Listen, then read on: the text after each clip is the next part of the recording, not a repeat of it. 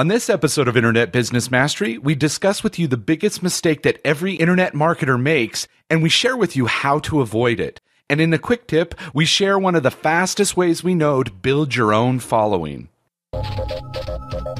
Welcome to InternetBusinessMastery.com, where you will learn to take control, make more money, and start an internet business today.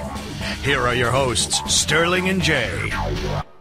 Hey everyone, I'm Sterling. And I'm Jay. And we're really excited to be here today to help you find more freedom and fulfillment in your life by starting your own passion-based internet business. You can go to freevideogift.com to get our simple 4-step success system to get started today.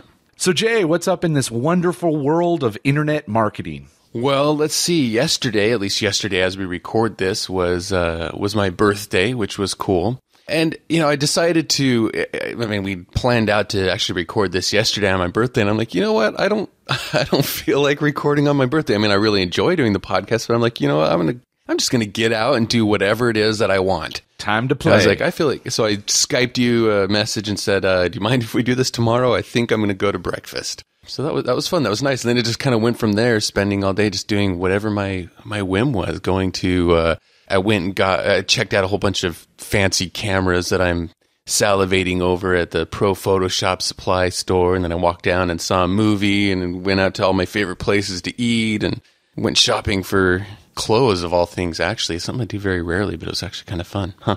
Nice. So, I don't know. That's what I've been up to yesterday. It was not a whole lot. But the interesting thing that occurred to me is I was like, this is really cool. I mean, obviously it's birthday is just kind of a nice excuse, I guess, to stop and, celebrate yourself a little bit, treat yourself to a few things that you like. But by the end of the day, I was kind of thinking, it's odd that I only feel like I can do this once a year. Yeah, definitely.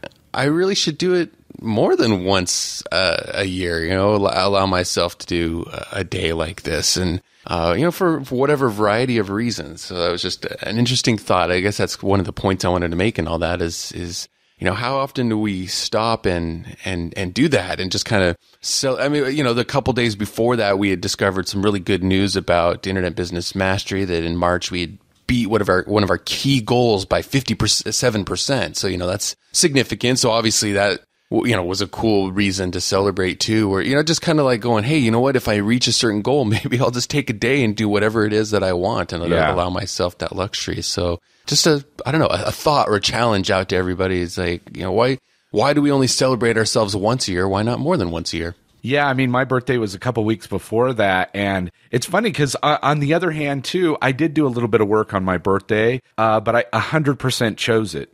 Like there was I could have not. Now I didn't work specifically the whole day, but we had a Q&A webinar for the Academy, and I really like them.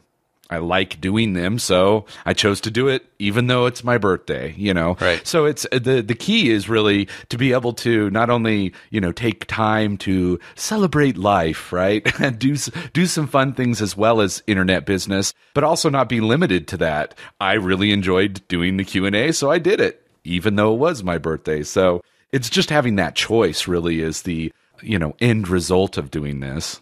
Absolutely. And then another thing I wanted to mention is just, again, a reminder, as you probably already noticed, we're kind of changing up a little bit the intro of the show and the format of things a little bit. So let us know what you think. And now, the features segment. All right, so this is going to be a really interesting conversation. And in fact, I think people listening to this are going to find that quite fascinating because we're going to talk about a couple big mistakes that we've made recently.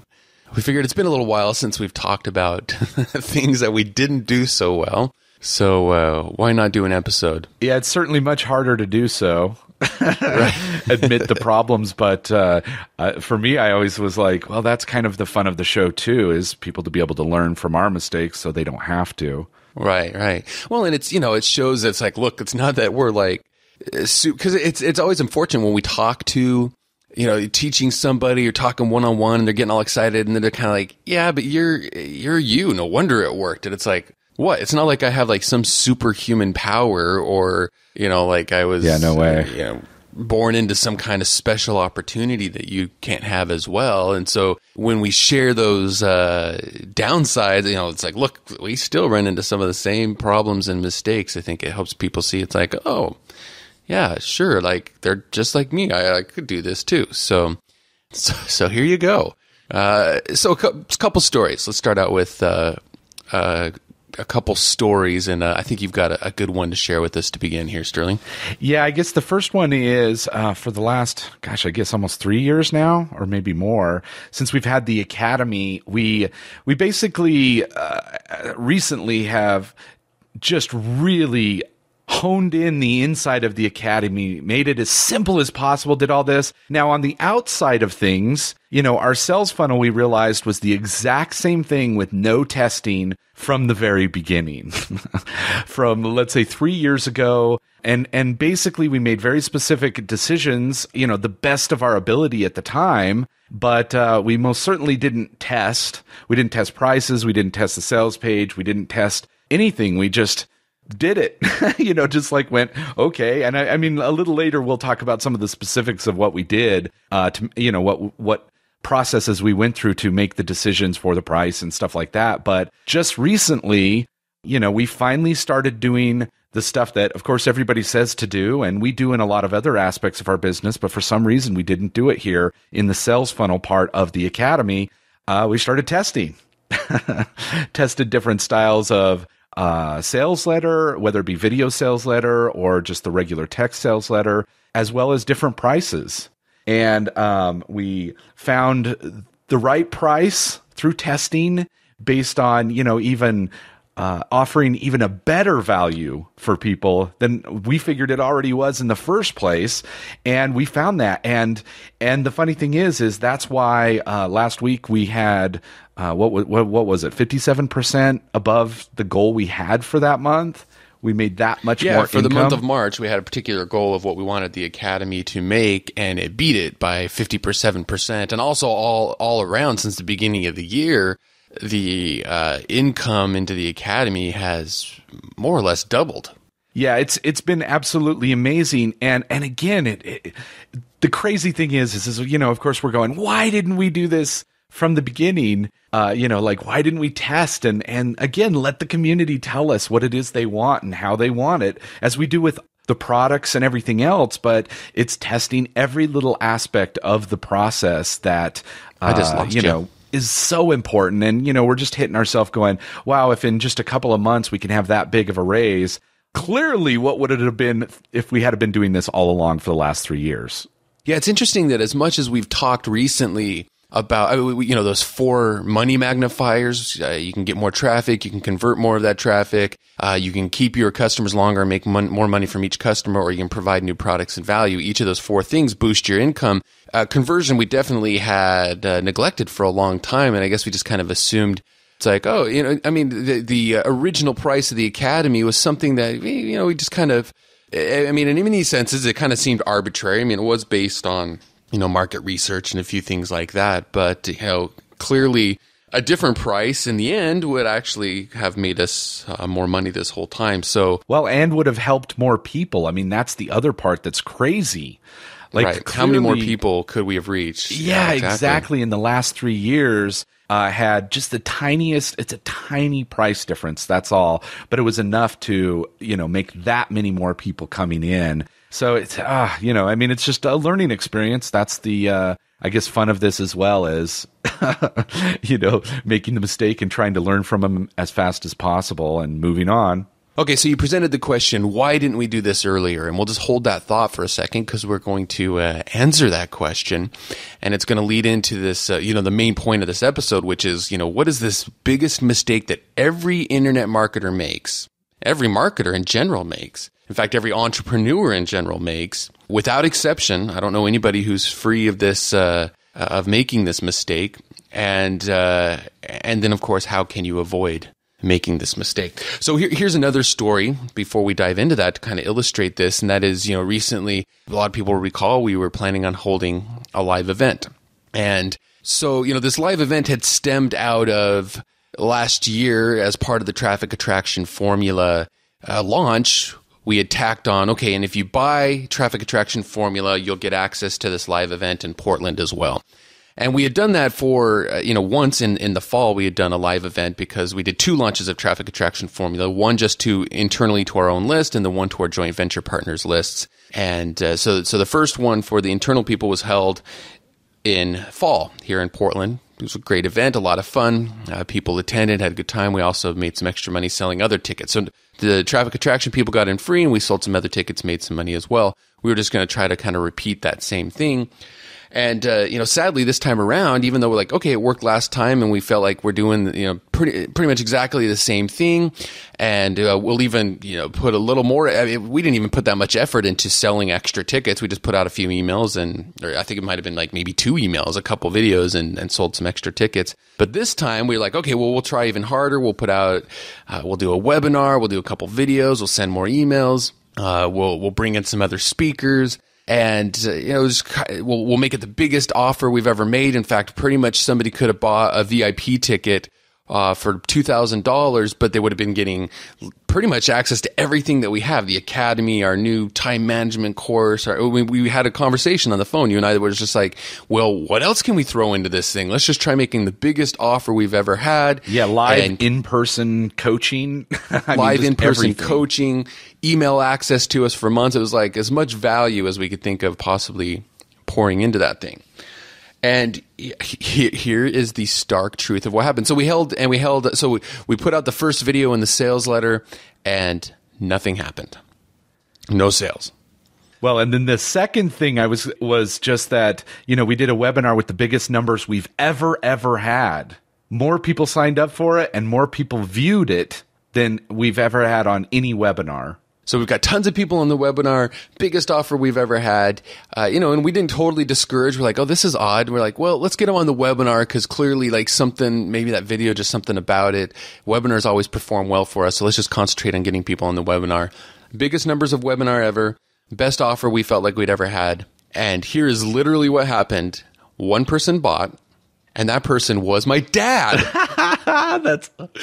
Oh my gosh. Came that's to so find funny. out it was my dad that bought the ticket to the event. He's been getting into this stuff lately. And I didn't know he had also bought Product Launch Formula and all this other stuff.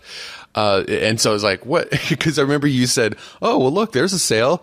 I'm like, oh, good. At least somebody. And then we went and checked. And I remember texting you going, that's my dad. Well, and it's funny because, that's cool that your dad, I don't know. It's a weird situation that a family member would buy like that in terms of obviously they have the most inside track possible, but it ended up right for you being more of almost like a slap in the face. Like that would be the thing that happens the first time you ever launch anything is a family member's the only one that buys to be nice. Right. I'm like, this is going to make a good story someday. And actually, I guess I've licked my wounds enough to feel comfortable sharing it on this episode. I imagine to assuage my because I'm honored my dad bought and that he's like, yeah, I'm going to pay my son for, of course I probably would have said, look, Dad. And I even told him like, Dad, you didn't need to buy, but I'm thinking to assuage my feelings, like kind of like, oh my gosh, the offer only my dad bought. I was like, well, at least this will make a good story someday. I pictured myself like on stage, like telling the story of the offer only my dad bought. And I actually, by sharing it on this episode, I'm sharing it a lot earlier than I expected. But again, we're laying it all out here and letting you in on the inside and showing the mistakes that we made. So in hindsight, obviously we get on the phone and we're like, okay, what did we do wrong or what are we going to do about this now? And just started like trying to strip away all assumptions, all the things that had kind of piled up, all the decisions that had been made up until that point that had determined what the offer was going to be, the price was going to be, how we were going to promote it. And as we started getting honest about it, we're like, well, we changed it. First of all, the timing's different than last fall. Some assumptions were made by the fact that we sold tickets to the event last fall, but now it wasn't just us speaking. There were other people speaking as well. Who knows how that affected things? We were like, we don't know if the market wanted to hear from other people yet, or if they just wanted an event with us. We didn't survey about what the 5 topics. It was going to be 5 presentations. We didn't survey about what they were going to be. We didn't survey and find out, was the timing of year bad? Maybe there's a reason why in having something at the end of April, people are like, that's just a horrible time to travel. Or maybe just right now people don't want to travel in general. I mean, I certainly could understand that as well. Well, and then, some other research we could have done is finding out that recently traveling to seminars is way down right now. That's right. The word around the market. I think that that's where we kind of just went, oh, well, it worked last time, so let's just do it now. And of course, if you can hear the theme, what we didn't do the entire time, right?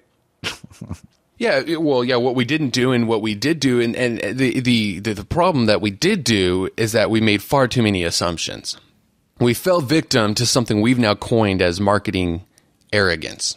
And that's just kind of a stark and maybe shocking word or phrase for this phenomenon that actually is quite often in marketing, and that is making assumptions about what's going to work, or making assumptions about what your market wants.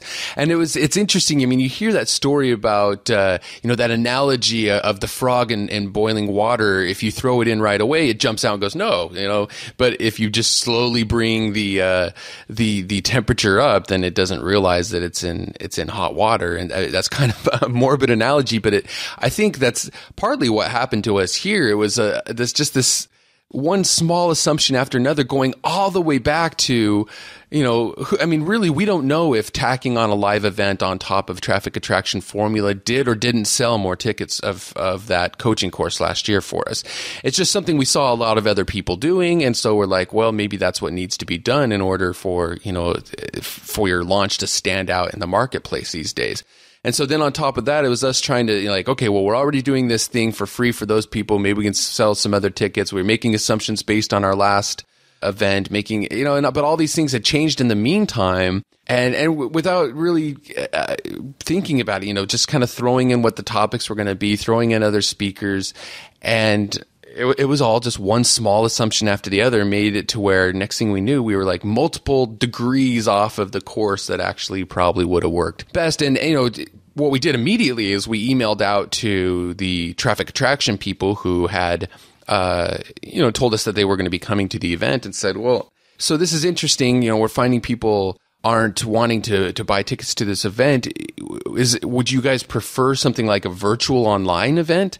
And the interesting thing is pretty much everyone wrote back and said, oh yeah, that would be so nice. It's tough for me to travel right now. I got this or that or the other that's come up, and it was just like, well, boom, right there. It's like, obviously they just weren't, set or ready to have this kind of an offer right now. Which, it's funny because that's what led to all of that, marketing arrogance led us not to do something we teach heavily.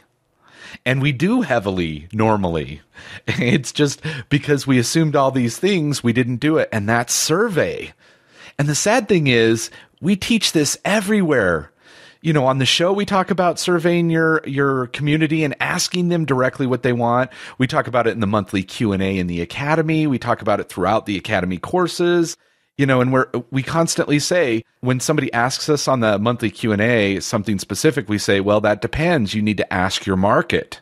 But, like a bit of faulty logic and marketing arrogance bit us. It got us. Somehow we forgot to do one thing we try and do every single time and we teach, and that's survey. Actually ask.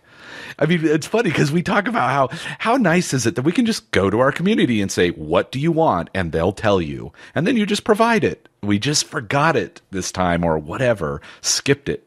Well, it's such human tendency, I think, to just naturally go, oh, well, I know what's best for people, or I know what people need.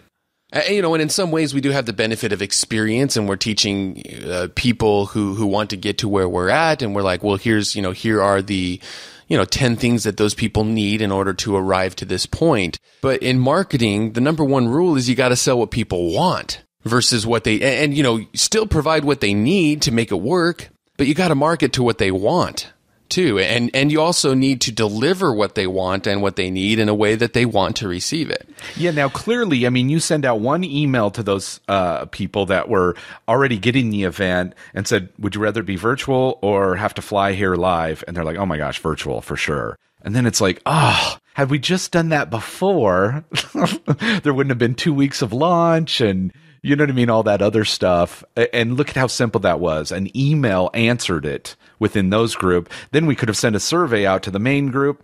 Again, hopefully, please learn from this. Don't make this mistake.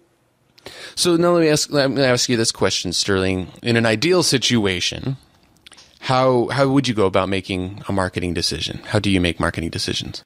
Well, number one, I start with the experience and logic that I do have, but clearly, so, for instance, like if we're going, okay, how are we going to price this? I would look at the experience that I have, and use my logic to go, well, okay, so some of the other best-selling courses that are like this are charging about this. So in my mind, I'll start with that number. And that's what we did with the Academy at the time. There was something out there very similar, and we went, okay, well, they're doing really well with this number. Let's start there. But then, of course, the only way to be sure is to test. Okay, so that's one. That's number one. And then, obviously testing will get you the empirical evidence, and that makes sure you're on the right mark. But even before that, you could just simply ask the market, do you want a live seminar where you have to fly across the country and stay in a hotel and do this? Or would you rather that exact same thing be virtual? Do you know what I mean? Just asking the market, survey the market. We did that with the Academy. We've done it with our coaching courses. Like the Academy was designed based on surveys. Like we started with, here's what we think, our community wants. And then we asked, and many things shifted. We were wrong about many things because they wanted different than what we were going to offer. And we shifted and made the Academy what people wanted. So that's ideally how to make that decision. I start with the logic and stuff, but then, you want to ask your market and then test. I mean, those are the two things that for me, help overcome that marketing arrogance. So you mentioned two things, testing and surveying. In the first story that we told about the Academy pricing, had we just tested 3 years ago, who knows that like the Academy could have reached 2, 3, 4, 5 times as many people in that time and made twice the money or more in that time as well. In the second story, had we just surveyed first, we would have known better. So those two tools that you just mentioned could have helped us avoid both of those problems. Now, okay, let's look a little bit at the other side of this coin. So we're talking about helping to avoid this marketing arrogance, just making assumptions. And, and arrogance might sound like a hard word. And we're not saying that, we're arrogant people or that if you don't test, you're an arrogant person. But it is kind of a nice, I don't know, we do like that strong sound of that phrase because in the end it is kind of... It is a little bit arrogant or to just kind of make those assumptions. For sure, us thinking that just because we decided to think that it's true that people would want to go across country when they could get the same content with the way we give the rest of our information, which is over the internet so that they can do it when they want in the comfort of their own home, is a type of arrogance, even though it was based more on, it's happened in the past, we're trying to use logic and stuff. But yeah, I agree. It does, the arrogance it isn't too harsh, I think, in our case this time. And we paid for it. That's what happens. Right. So, okay, a couple of things then that we've mentioned that are definitely true. The customer always knows best. And then the second thing that's, of course, very, very true is that the variables are always changing.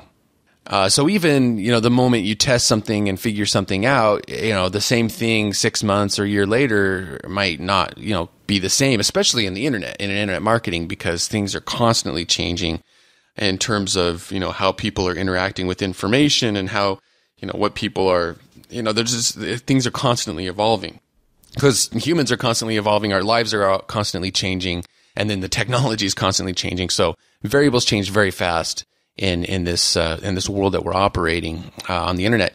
And then I guess a third thing that is definitely true here is that you don't always know what you don't know. So it's easy to just kind of say, oh, I know everything I need to make this decision. But there's, no matter what, in any case, there's always going to be things that you don't know. But, until you've had the benefit of going through those or learning from somebody else, you might not realize, the things that you don't know. So how can we kind of avoid some of these things? Well, I think to help us with that, we also need to look at the other side of the coin, and that is there's another reality. And even though, I phrased that question to you, Sterling, very specifically, in an ideal situation, how would you make marketing decisions?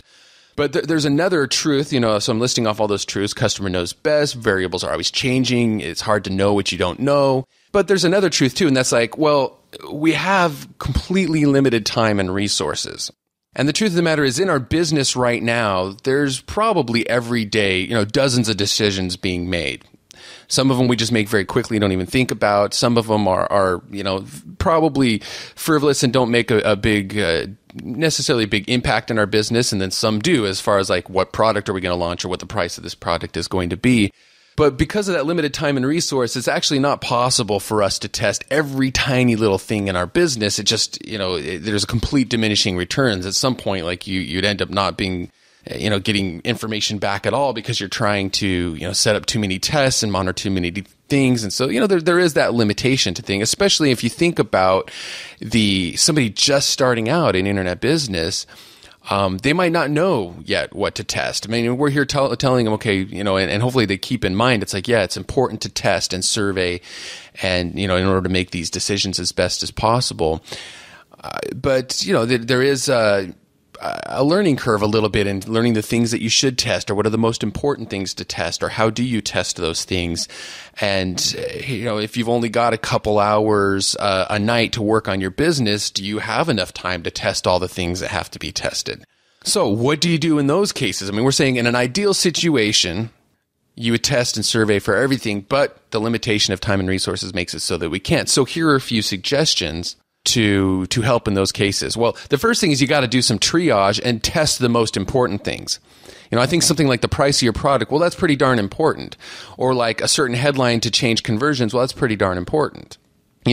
Whether or not you use blue or, red on the background of something, well, that's, that might be something to test eventually, but it's not as important as testing a headline or price. So, just like patients coming into an emergency room, well, they have limited time and resources, so they have to decide, okay, well, this person with a gaping wound, we're going to tend to them first. You've just got a headache, so you might be able to wait a couple hours. And maybe it'll take care of itself, or we'll get to you eventually, whatever the case may be. So that's one thing, is like learning to kind of triage and what are the most important things to test. The other thing that you draw from is you do try to draw from past experience. So we might not, at some point, and it happens every day as well, we do have to kind of make, just because we might not have the ability to test at the time, we might have to just go ahead and look, okay, well, based on our past experience, and hopefully it's recent past experience, because 5 years ago past experience probably in many ways doesn't apply anymore, because like, again, the variables are changing so fast. Based on past experience, either of ourself, so looking at like, what have we done recently in the past that could inform this decision? Or if you don't have the experience yourself, that's why it's so important, and we emphasize all the time benefiting from the experience of others, whether that's like being mentored by somebody, whether that's going into the academy, because we tell you, well, it's like, look, based on our experience, here are the things that work. And so until you can get to the point of testing things yourself, here are the things that are most likely to stack everything in your favor. And, using the experience of masterminds, perhaps, because then you've got the benefit of everyone's time and resources. And we've done that before, too, with decisions going, hey, what worked well for you? You just launched something very similar. Our markets are somewhat similar. It looks like the variables aren't too terribly different between our cases. So how can we benefit from each other's experience? And I actually did that recently in a mastermind, asked a couple really key questions about, hey, here's 2 things we're thinking about doing in our business. I want to stack the odds in our favor. We don't have the benefit of having this experience ourselves, and it's not something we can necessarily test ourselves right now. So what does your experience tell you? And I will use that experience to base my decision on as best as I can. And as I gave the example a little bit earlier, we did this when we were pricing the Academy for the first time. We based it on what another popular system out there was doing and was doing very well with, and just looked at the market and other things going on. And that's how we started. And do they even exist anymore? That was quite a while ago. Do you remember who I'm talking about? I can't remember if they exist anymore, that other service, but it ended up. Yeah, it's not ringing a bell. It ended up working out, pretty decent until we thought, oh, wow, we're doing really well with that number. Until, a month or two ago when we started testing and had these humongous increases just by changing the number. Then we're like, oh, wah, wah. But that's how you have to start sometimes if you don't have that past experience. Yeah, I mean, the thing that we should have done. So yeah, it was fine to make that initial decision. And pricing is a great example because, it's surveying and pricing is always a funny thing. Like, are you getting accurate information back? How do you ask people in such a way that they'll really tell you what they're willing to pay for? And in the end, you just have to let people vote with their wallets, whether or not they're willing to buy something or how much they're willing to buy it for. And even then, when people tell you stuff, it may or may not be accurate. So yeah, price is a great example of, where it's like, well, okay, you base it on the experience of others, you look at what else is going on in the market and to make the best decision that you can. But then what we should have done is immediately set up a split test and started trying other prices out. Now, to cut ourselves a little bit of slack, I'm sure that somewhere in there we thought, okay, well, as we weigh all these different things that we could do in our business, maybe split testing the price at the time didn't seem like, the most important. I mean, obviously, hopefully, it felt like at the time it's like, oh, well, we could split test the price, but maybe if we did this other thing, then that would actually increase our business more. Now, obviously, hindsight being 2020, we're like, oh, well, clearly the results we had in first quarter of this year, I wish that was the decision we had made 3 years ago. And, really as easy it is now that we've just, gone ahead and thrown the testing on there, it's like, well, yeah, you know what? There really is no excuse. We should have, within a couple months, at the very least of launching that, been testing different prices and headlines. Because that's the other thing, that not only price, but also testing which sales letter. We had a couple different sales letters that we're testing as well, and one of them is definitely performing better than the other. So again, it really wasn't that terribly hard to set it up. Why didn't we just do it 3 years ago? So made the initial decision based on our experience, the experience of others, on what the marketplace was doing, but then we could have started testing right away. And then in the end, you make an educated guess, as they call it. You just draw from all of that. You draw from, like you said earlier when I asked you the question, you draw from your experience and your logic, but then you do some testing if you can, you do some surveying if you can, you ask your market if you can. You do as much of that as you can, but then at some point you just got to make your best guess and move forward. So it's important to also see that other side, because we don't want to paralyze everybody listening to this and they're going, oh my gosh, I have to test, but I don't have enough, and so I'm not doing anything. Because definitely fast action has its merit as well. But we want to balance that out with this awareness. I mean, the first step of how to avoid marketing arrogance is to be aware that it exists. And that, look, even with years of experience at doing this, we still fell victim to it. And I'm sure it's not the last time we will. But knowing that it exists is definitely the first step. And then realizing some of these solutions is the next step. So that when at least, we could have kept on going and trying to promote it and shooting ourselves in the foot in the end with this live event. But fortunately, very quickly, we're like, okay, you know what? Stop, put on the brakes. Something's wrong here. Let's change courses. We recognized the marketing arrogance and we moved forward.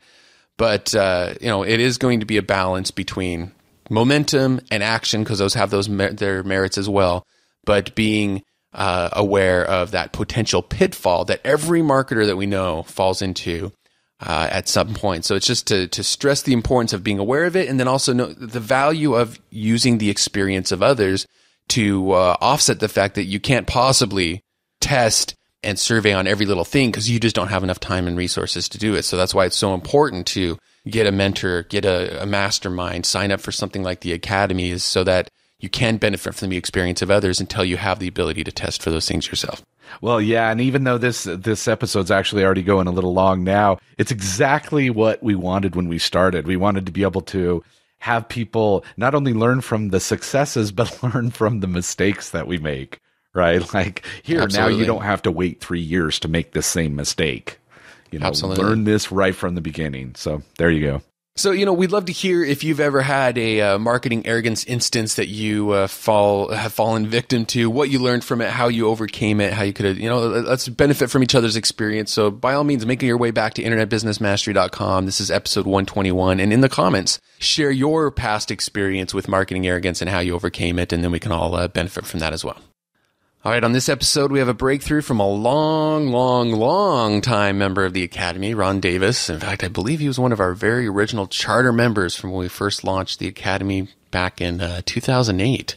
And I thought this would be a fun breakthrough because we've followed what Ron's done over the years, and we've had him, I believe, on the show as well for an interview. And the cool thing that I like about Ron's story is he illustrates very well. Well, let me go ahead and just read it, and then we can talk about that. So here's what he says. He said, if you listen to my interview on I guess we did interview him because he's mentioning it right here. If you listen to my interview on the podcast last summer, episode 98, I was just getting ready to start a new podcast called Confessions of an EMS Newbie. So EMS is like emergency medical something or other. And he says, I decided to take EMT, emergency medical technician basic training, and decided to do a podcast about it with an experienced paramedic. Well, two things happened. Number one, I got hooked on EMS. Medicine turned out to be cooler than expected, and I decided to go ahead and become a paramedic. This kept the podcast going beyond its first 12 weeks. Number two, the podcast took off more than I ever expected. We're on episode 40 this week, and now I'm known by EMS people all over the world. I'll do another post in another forum about some things I've learned. A few concrete breakthroughs. Number one, I just started tracking MP3 downloads with PowerPress and Raw Voice last Thursday. Since then, there's been over 2,000 downloads, and that's less than 5 full days. That is way more than I thought it was based on my FeedBurner and Google Analytics, and if that holds up, it'll be over 10,000 downloads a month. Number two, people are starting to notice us and want to work with us. We just lined up a number of sponsors for a contest that will culminate at the EMS World in Las Vegas in August. They are paying for my and my partner's trip there to do some live podcasting. And number three, I had a mob of people crowd me at the Texas EMS conference last November to get CDs of the show and t-shirt. This stuff works. Sometimes you just have to give it time. So I love that he says that at the end. First of all, big congratulations, Ron, on the success of that. I mean, I love how it's just like, hey, this is just this thing I was going to try out. Now it's grown into a bigger thing because, funny enough, that's how Internet Business Mastery started as well. Exactly. So that's awesome. Number two, this is actually like the third thing that Ron's put up online. First of all, started out with kind of this self-development kind of personal development video podcast, which was good content, but then he was realizing, well, maybe this doesn't really fulfill me. And then he switched to a photography thing, which I believe he's still doing as well. And now he's, trying this other thing. And he's definitely just kept at it, doing new things, and, had sometimes great results, sometimes less than great results, but he's kept at it. And it sounds like, just the success has kept snowballing and getting higher each time. So, very commendable on your diligence and keeping going at it. And thank you for sharing this breakthrough. And I love the punchline there. This stuff works. Sometimes you just have to give it time, because that's absolutely, absolutely true. And remember, there's a live question and answer call each month for Academy members where you can ask us anything about starting and running an internet business. If you're not a member, no problem. Just go to InternetBusinessMasteryAcademy.com and sign up now. It's time for the Internet Business Quick Tip. All right, so in this quick tip, let's go ahead and share one of the fastest ways that we know to start building a following and your email list. And that is to use Twitter, but not simply just by using Twitter. And this is something we have a whole module talking about inside of the Academy, very specifically.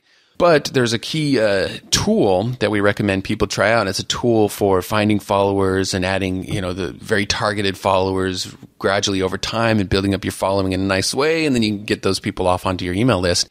Anyway, the tool that we use for that is fastfollowing.com. If you go to fastfollowing.com, and they've got a nice free trial that you can give a go there. And it's very inexpensive, and it's been quite effective for us. In fact, you've used it recently for a couple different things, haven't you, Sterling, with some good results? Oh, yeah. It's funny because over several different Twitter accounts, I now have over 100,000 followers. And wow, nice. It's thanks to this. I mean, just one of the ones I just started has about 25,000 over the last few months after using Fast Following. So definitely check that out. So head on over to fastfollowing.com and grab your free demo and give it a try for yourself. If you'd like to get dozens of resources such as this one, you can find them in the Internet Business Mastery Academy, along with video tutorials showing you exactly how we use many of them. So to get your risk-free trial membership to the Academy, go to InternetBusinessMasteryAcademy.com. You've been listening to the iconoclasts of the 9 to 5 Sterling and Jay. Sterling and Jay invite you to discover one of their most popular video programs ever, the Online Business Freedom Formula. Visit freevideogift.com right now to get instant access to this life-changing video series, pulled directly from the acclaimed Internet Business Mastery Academy membership community. Go now to freevideogift.com. Take control. Make more money. Start an internet business today.